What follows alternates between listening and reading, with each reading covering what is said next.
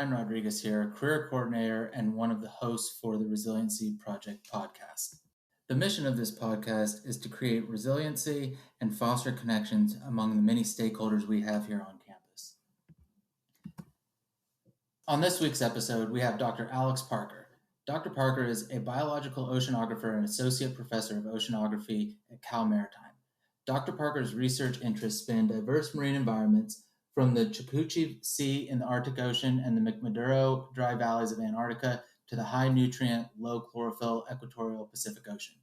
Closer to home, Dr. Parker has studied the productive coastal upwelling in the Gulf of the Farallones and the fascinating ecology of the San Francisco estuary and delta. With several published papers and more than 100 research cruises to survey the San Francisco estuary, Dr. Parker works regularly with state science and natural resource agencies to evaluate estuarine management strategies. On the episode today, interviewing Dr. Parker is myself, peer health educators Matthew Venegas, Nate Bond, and Angelica Matos. So anyways, hey, Dr. Parker, it's great to have you on here. It's, if you don't mind, I'm going to give you a little formal introduction. First and foremost, hello, everybody. My name is Matthew Venegas. These are my co-hosts as well, my co-workers, Angelica Matos, Nathan Bond, Ryan Rodriguez. And first of all, we want to give you a nice warm welcome, Dr. Parker. How are you doing today? I'm doing great. I'm a little freaked out about being on a podcast with you all, but I'll try my best. No, that's a little daunting at first, but we'll try to make it accommodating. First of all, I just I did a little bit of a research following up, trying to find a way to bring up some interesting topics about you, about your varied achievements, both on and off campus. And I have to say, it's pretty impressive to say the least. Apart from being a associate professor in oceanography, the new major on campus, you also have a lot of, or you've also, in the past, up until present, certainly have had an eclectic level of involvements in terms of receiving financial grants for your peer-reviewed journals, and I believe, if you don't mind, real quick, I believe there was an instance where you presented your work at several scientific conferences and 2 presentations with Cal Maritime, at least with Cal Maritime cadets, that as at a national and international venues. You mind telling us a little bit about that? Sure. Yeah, I think it's I think often students don't realize that your faculty, part of our job is teaching, and sometimes it feels like a lot of our job is teaching, but most of your faculty are also scholars, experts in their respective fields. And so part of our job is not just teaching, not just what we're doing in the classroom, but it's also original scholarship in across disciplines. So folks like me in oceanography, we're doing ocean science. A lot of the things that we talk about in class, we're working on, actively engaged in research in these areas. And I'm happy to talk about my specific work. But that's also true of folks that you're taking classes with in the Department of Culture and Communication. They're also scholars in their fields, and they're writing books and publishing articles as well. And so I think it's really important that we start, talking about that other part of what your faculty are up to, because I know that for many of us, the hope is that our students start participating and are actively involved in that part of our work on the campus. And so you mentioned bringing students to conferences. Yeah, that's a really exciting part of what I do. I've had students sail on NOAA ships in the summer, collecting samples along the California coast, essentially from Monterey up to the Oregon border. And then they come back and they're doing that work for me as part of my research and scholarship, but that gives them an opportunity to analyze the data and work with me. And I brought a student to Puerto Rico a couple of years ago, to a great conference. And they had an opportunity to, present original research at a venue like that. Wow. Definitely important. Definitely a big contribution to campus and research in and of itself. Now, to take a little bit of a segue from research on, with students and research from campus, one of the big biting questions that I think a lot of my group and that the whole group as a whole have been really curious about is your involvement and participation in research in Antarctica. Now, I wanted to jump right into that initially because that is it's such an anomaly, to students that haven't researched be abroad, or most people, I would imagine. So I think I speak for everybody when we wonder what was that about, what were you studying, and what did that entirely, what did that entail? Yeah. Um, so first of all, when I tell people about Antarctica, I do let them know that if you can get down there, try, because it is a very cool experience. Just visiting the continent any way you can get down there. Um, I really recommend thinking about it. And there are ways for folks like you, especially Cal Maritime students. I'd say there's a lot of science support activities that have to happen. If they have a couple hundred scientists down at McMurdo Station in the austral summer, so November, December, January, February, when most of the active research is there, there's about 1,000 people to support the couple hundred scientists that are there. And that's people washing dishes. It's people working a firehouse. It's people doing all the logistics for helicopter flights and airport runs, because it is a city down there. There's a wastewater treatment plant. There's all of these things. And I see lots of opportunity for students, folks who are coming out of our programs, from business to engineering, ET, as well as science, to get down there and just participate. Because the polar programs, the U.S. Antarctic program, is a pretty special thing, and it's quite an experience. Just getting there is quite an experience. The way I ended up going was actually kind of a fluke a little bit. I didn't apply for the funding, but it turns out that before coming to Cal Maritime, I was at San Francisco State University for almost 10 years, and a colleague that I work with there couldn't go on a field season. He had successfully written a proposal to go to Antarctica, but he couldn't go. And I had the same skill set that he needed in the field. And so I jumped at the chance. And that was back in 2009, I guess. 2009 was the first time I went down there. And the other kind of serendipity about it was his collaborator was a mentor that I had had in graduate school.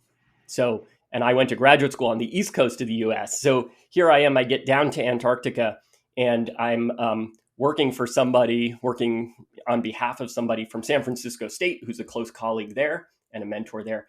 And I was working with somebody who I had worked with for 20 years or 20 years prior as a graduate student. And so that was kind of neat to be able to have that kind of link through my career. The work that we were doing, we were actually in an area of Antarctica that is ice-free, and there's very little of the continent that is ice-free. This area called the McMurdo Dry Valleys, which is it has these large glaciers, but it's mostly sand. There's no plants in Antarctica, on the continent of Antarctica, except for just a little bit on the peninsula, that little piece that sticks up near South America. The rest of it is just sand. And the way to think about the landscape is it looks kind of like you might imagine the surface of Mars to look, just kind of rocky. But there are these large glaciers that melt in the summertime, and they create flowing fresh water that comes down into the valleys. And what we were studying is microbial communities, bacterial communities that live in the soils. And they're freeze dried most of the year, but for a couple of weeks in the austral summer, when the ice starts to melt, the soil gets wet and these organisms come to life. And so what we were studying is that process of how they come to life. Some folks were looking at the genetics, the genes associated with these metabolic processes that start to come in and begin to activate. And my job was to look at, what were the processes they were doing, how fast were they doing things like photosynthesis and nitrogen fixation. And so it was pretty exciting. And I'll say I was there in 2009 before joining Cal Maritime, and then I got hired at Cal Maritime in 2013. And as a condition of my hire, I said, I'm scheduled to go back to Antarctica, and I'll only come to Cal Maritime if you guys let me go again. So they were very accommodating and said, sure, we'll let you go back to Antarctica. So I went back in 2015. Well, I don't want to make a offhand comment. One of the first times you're sticking it to the man. First time I've heard somebody telling Cal Maritime to go by your terms. Don't believe it. But anyways, I just wanted to pass it on to anybody who might have any other intriguing questions, any other questions about your work, your involvements. But thank you. Yeah. What's up, Dr. Parker? How you doing? How's the podcast going for you so far? 10 minutes, 45 seconds in. How you feeling? I'm feeling all right. So far, so good. Good. Good to hear. Good to hear. I'm happy you brought up that point about our faculty doing more than just being professors, doing more than just teaching. Some might call that real deal Holyfield. I know I would. And I'm just kind of asking you, just really quickly, really simply, what are kind of the top 3 experiences, if you had to have 3, that that kind of really inspired you in your field of work? So you're in Antarctica, for example. It could be in McMurdo Station on the Sound, the wastewater treatment plant. That question I had in marine ecology that I'm sure you know so well. Anything like that. So give it to you. So I just want to make sure I've got this right. So you're curious, like what inspires me in my work? What are the things that are like, wow, this is cool. I'm glad this is what I'm doing. Precisely, because I think a lot of us will find that interesting as well. Yeah. That's a really good question. There are points where in my career, in experiences that I'm having, that it's like obvious, when I'm on a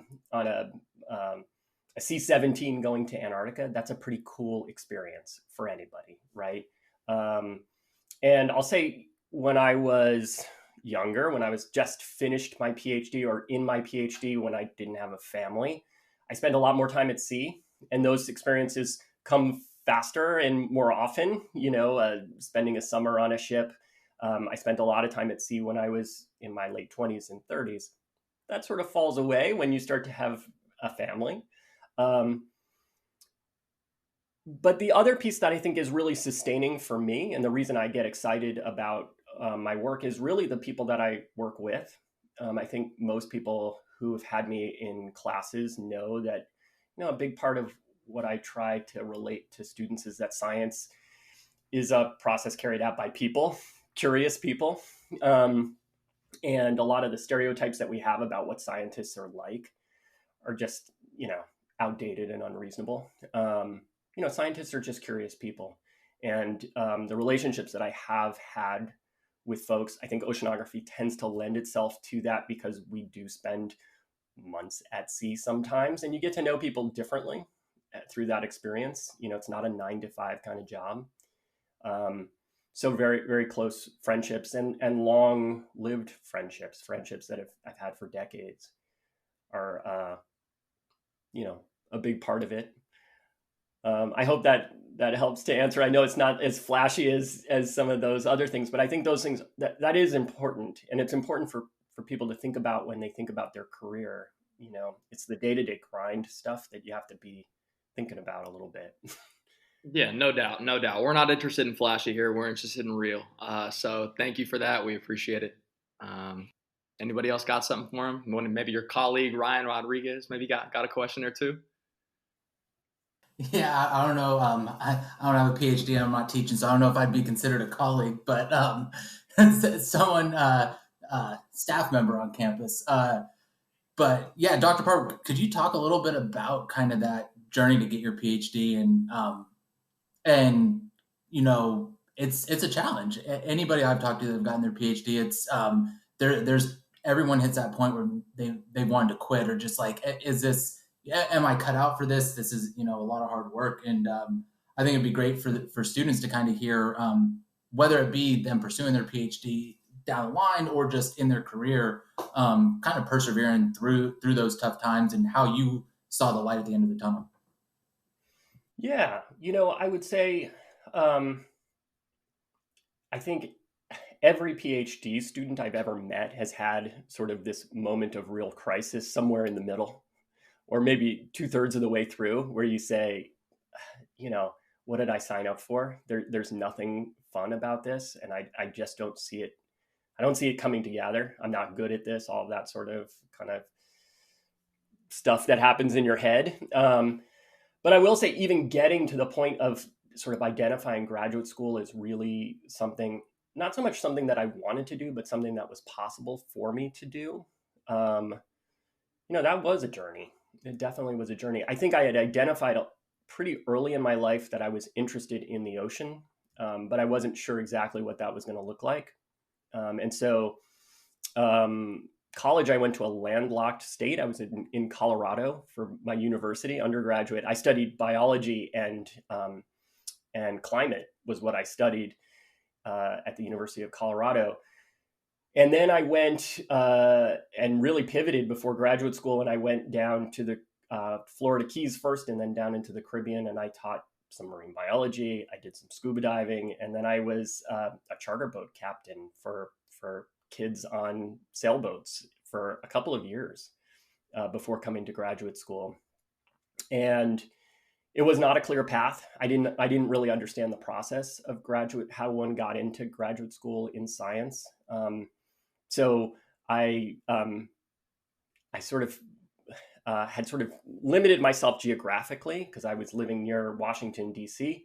And I just wandered into a graduate department at the University of Delaware and literally just walked the hallway and knocked on a couple of doors and asked for an interview. And before I left that day, I had been invited onto a research cruise for a week as a volunteer, and I spent that few days with the professor. And before I left, I had a slot in his lab. So that's how it sort of happened. But it was not clear. It was not an obvious thing for me in terms of how one did that. I wish I had had some help sort of navigating how to do it the right way, but I just sort of fell into it.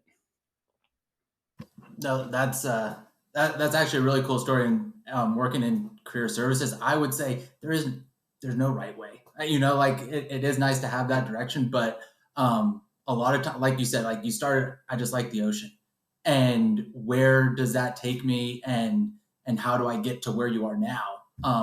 I think is important for a lot of students to understand that you might not know at 22, 23 years old where life's going to go, and you might be a charter boat captain for a little bit, and then next thing you know, you're doing research in Antarctica and opening up the oceanography program here on campus. So yeah, I think that's awesome to see how it can kind of just take you wherever in your own drive and just initiative to just ask, hey, I'm gonna wander these halls and see what happens. Yeah, and it's funny because one of the things I would really encourage students to think about, and really the whole campus to think about, is we talk about soft skills, sort of these sort of like professional networking and learning how to talk to people and learning how to be curious and ask questions, in an engaged way. These soft skills, and to have context, to have understanding beyond a narrow set of ideas. That's where the general education part of our curriculum is really important. And I think, we're obviously very professionally oriented. Like where do we want to go when we're done? But boy, those soft skills are really the things that are going to pay off when it's time to find that job, and really to find a career. It's all those other things that you're learning in classes that are really going to carry you. Yeah, no doubt, definitely. I'm just curious about the new major because it's just brand new. Like, what were the challenges to bring it to Cal Maritime, and do you see the program like expanding from what it is right now? I hope so. Of course. So I was hired at Cal Maritime. The job description that I applied to included specifically developing a new major in oceanography. That's what appealed to me. I was pretty happy in my job at San Francisco State, um, but this seemed like a pretty neat challenge to try to develop a program from scratch. And I say from scratch, we had been teaching marine science for 40 years. The person that retired that I replaced did an exceptional job sort of laying the groundwork, but it wasn't a major. It wasn't thought of as something. There wasn't a clear path forward to make that happen, and so it was kind of exciting challenge for me. I found out about the job. Actually, I was on a research boat going by Cal Maritime, and the captain was a graduate of Cal Maritime, and he said, there's a job opening up over there. You should be on the lookout for this for this job. And so that's how I found it. But it took me about 5 years of really planning and trying to understand what value would any degree, bring to the university. How did it fit with what we do well? There's no point in doing something that's done on every other campus, and there's no point in trying to do something on our very small campus that we don't have a natural niche. We don't have sort of advantages that we can work with. We have a fleet of boats, and one of the most expensive parts of oceanography is getting out on the water and having access to the water. We have a shoreside campus. We do have STEM programs, and we have my colleagues in science and math are exceptional scholars and teachers in math and chemistry and physics. It was all being taught for engineers, primarily to support the engineering program. But we had those resources in place, and we could turn their attention towards a science degree. And so that made this a real possibility. And then the CSU has this kind of huge process that you go through of evaluating the program. I had to lay out a really like a 5-year plan of what would it look like on the day we start, and what would it look 3 years in, and what would it look at like 5 years in terms of enrollment. What are reasonable targets? I had to lay out all the classes and what would be offered each semester for a few years. So the process was lengthy, but it was really, it's paying off now, right? In that we have a well-conceived plan. Not everything's going to work, and we're making tweaks, of course, as we actually have real people moving through the program. But there is a real design to it, and of course, we really hope it does expand. We were hoping for 14 students to arrive in the fall. We got 25, so we're thrilled with that number, and we'd be really happy if 4 years from now we're at 100 students. That would be great. Wow, I'm excited. I'm very curious, Professor. That is actually pretty, going above the perceived and projected results of students that are interested in the major. What would you tell a student that may be on the fence, students that are on campus, that possibly freshmen, freshmen that, in this particular instance, freshmen that still have yet to experience campus life due to present circumstances, due to remote learning?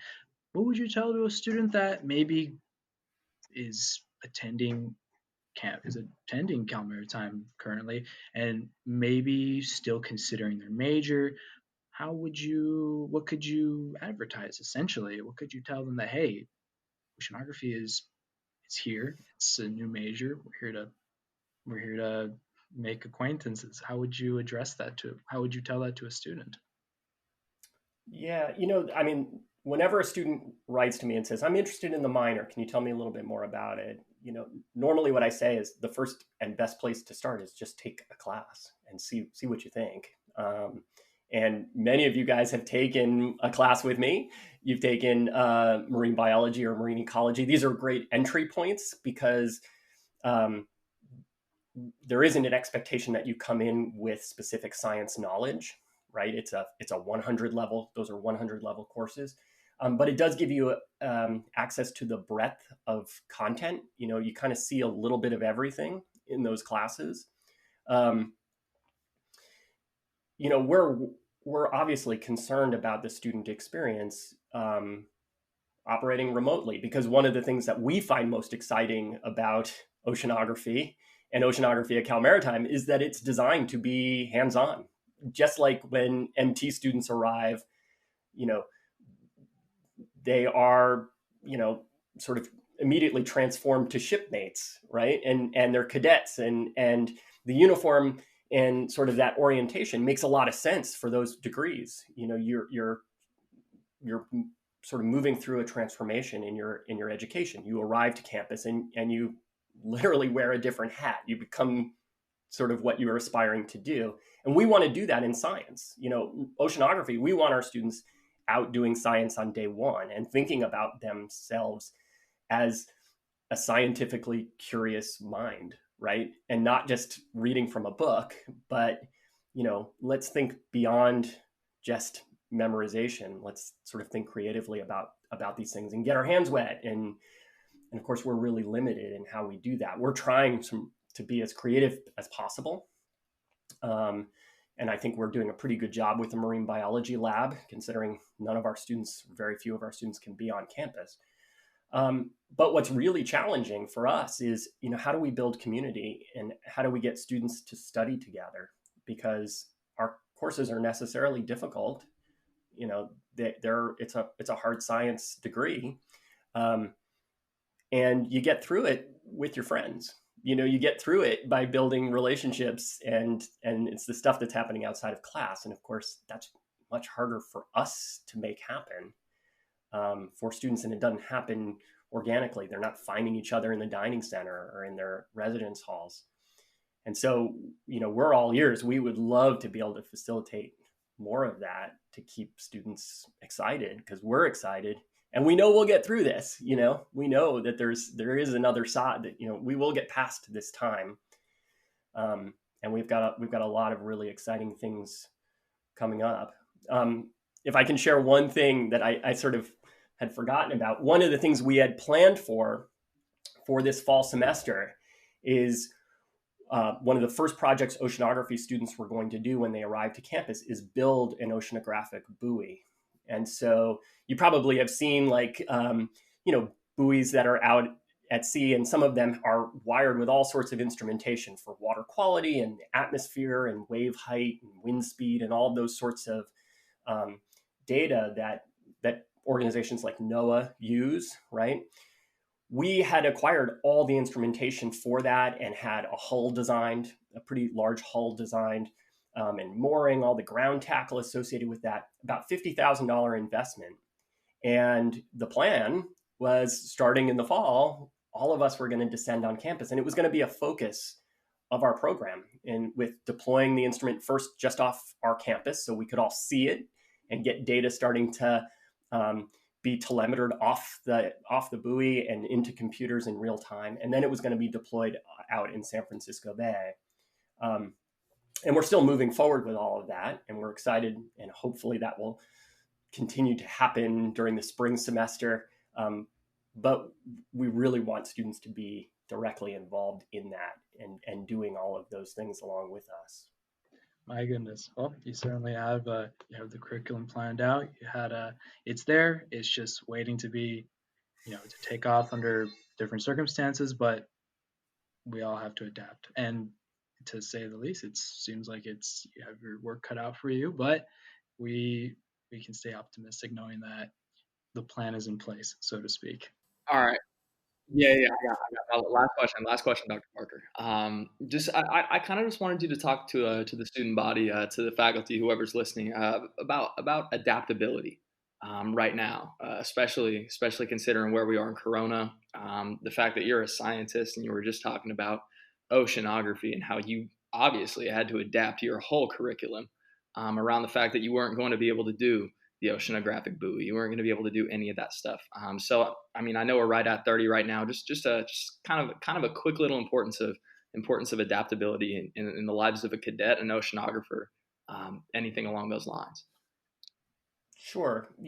I've thought about this obviously a fair amount. And I think I've shared this with my students. Matt, you can let me know if you think this rings true. But I started the semester, and throughout the semester, I've talked about the fact that we have to recognize that we're all experiencing this. It's a shared experience. It all manifests differently in all of us. Differences in disappointment and expectation, and adaptability. We all sort of experience this differently, but we're all experiencing it, and we have to recognize that in each other, um, and have some flexibility, have some empathy for one another, and that we can't experience the same. We're not experiencing it the same way, but we are all experiencing it at the same time. And if I take a step back and I think about 5, 6, 7 years of planning to get my first class of oceanography students on campus, you can imagine there's a lot of disappointment that this is not how I expected my fall to go. And I can empathize in the students who spend 12 years in school or whatever it is, getting ready to go to college, and they didn't expect their freshman year to look like this either.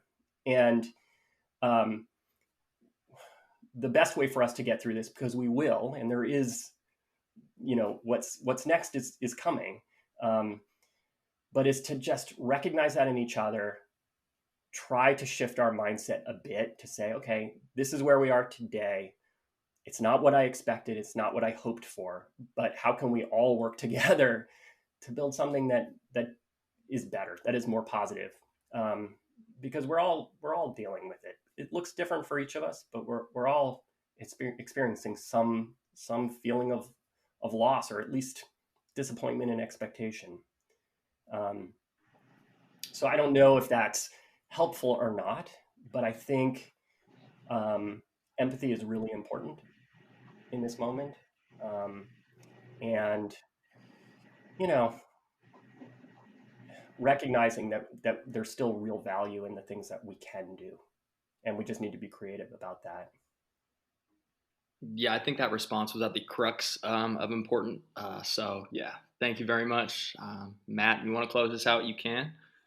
Recognizing that we're all going through it, we're all experiencing the same, maybe not the same struggle at different levels, but the fact that we all acknowledge that we're all in this together in some way, shape, or form, it makes that much of a difference. I think that's a very poignant and important message to end with. So with that, I wanted to conclude our podcast last interview with you, and I wanted to thank you very much for your participation and lending us your advice and insight on everything, essentially. So, well, great, thanks. That was pretty painless. So thank you.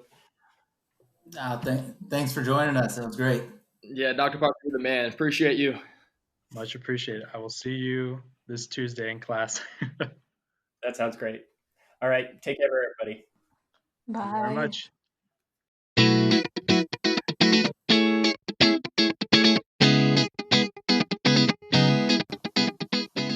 Well, I think I can speak for the rest of my co-hosts that we thoroughly enjoyed that conversation with Dr. Parker.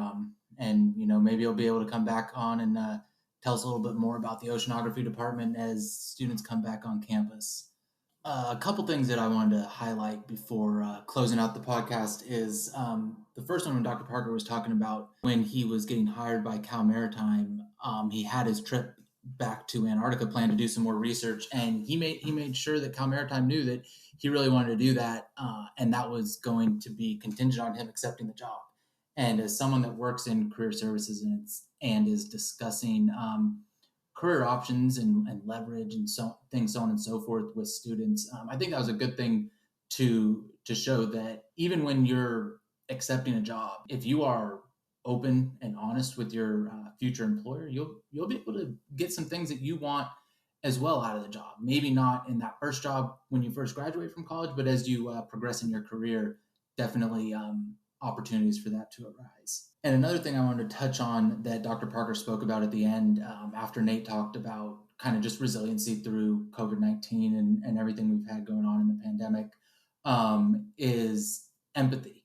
I think that was a great closing message for us to all think about, is how we're all going through this, but it's all affecting us in different ways. Some of us, or some people, it's easier to handle. Some people have tougher circumstances for a myriad of reasons, and we all need to sometimes take a step back and remember that our circumstances isn't the only thing going on right now, and that this pandemic has touched people in vastly different ways, and is, if we can take out of this time empathy for our fellow humans, not just in our own Cal Maritime community, but in our home communities, across the country, across the world, we can utilize that and really grow from that, and build a better, more healthy, more empathetic society. So it was, I think it was great that Dr. Parker touched on that at the end, and kind of as a closing thought.